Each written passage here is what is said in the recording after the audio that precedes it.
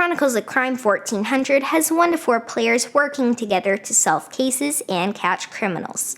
Set in Paris, the year 1400, it's an app-assisted game. You'll need a phone or tablet. I explained Chronicles of Crime's gameplay in my review of the base game and will add a link to it at the end of this video. Because of that, I'm focusing on the changes.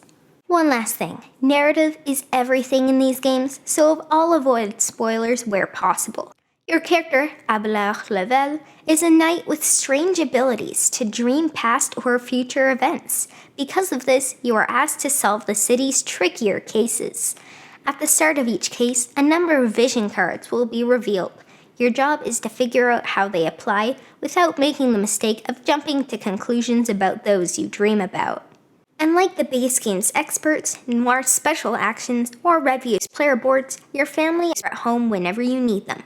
Your uncle is a monk and helps with documents and religious folks. Your sister is a merchant and can examine items to provide insight. Your brother is a spy and reports on the important people around Paris. Your loyal dog, Percival, can sniff an item and lead you to the owner or a character that interacted with it. Think before you send him on a task though, because you might leave your current location to follow him. The board is now separated into red and blue zones. If a clue is in your possession, place the card on red. If not, place it on blue. Don't worry, the app will tell you where to place cards. There are 4 cases in addition to the tutorial. The next 2 games in the Millennium series, 1900 and 2400, are expected this summer. There is a common link between the 3 games, and Chronicles of Time will add 4 more cases to the trilogy. Scan cards, piece clues together, and solve crimes. That's Chronicles of Crime 1400. Chronicles of Crime 1400 doesn't have player areas, but the board and locations mean you should save this for dining tables. Our average game was 90 minutes, including setup and takedown. Bad choices can end things much quicker though. I didn't find this to be as violent as the base game, but it'll still be a lot for younger kids, and some adults, to handle. There are some sexual references in one case in particular. I'd say this is better suited for experienced gamers at least 10 and up. Chronicles of Crime 1400 solved a small problem that never really bothered us by adding those red and blue spaces to show whether you possess the item or not.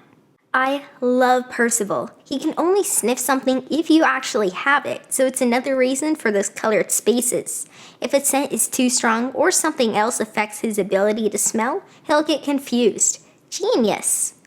I like the vision cards quite a lot. Figuring out how they all fit into the story and timeline was a very cool addition, especially when you've convinced yourself that it's showing something only to learn you were mistaken. I love how the series handles time and mood. People are going to be at work during the day, a taverner is going to be busy in the evenings, and if you keep pushing someone, you may have blown your chance at a lead. It makes the world seem so real. The app works well, as one would expect seeing as it's been used for a handful of games now, but we found a few typos and bugs. Nothing game-breaking, but this code is not in the game message here and there when scanning cards. If the past is any indication, Lucky Duck Games will get it fixed soon, if they haven't already. The ambient sounds really pull you into the theme. Clanking cups and shouts at the tavern, chickens and bustling crowds at the market, birds and rushing streams in a forest, and so on. Chronicles of Crime 1400 places a game I already love in a fun and thematic time period and adds new mechanisms that don't bog things down or ruin the experience. This almost makes it into my top 10 along with the base game and Noir, but misses it slightly. That's more because I enjoy those games so much and not at all because I don't also love this. Trust me, it's very, very close. If you enjoy cooperative narrative games with a dark theme, check this out. I'll be sure to review 1900 and 2400 when those come out.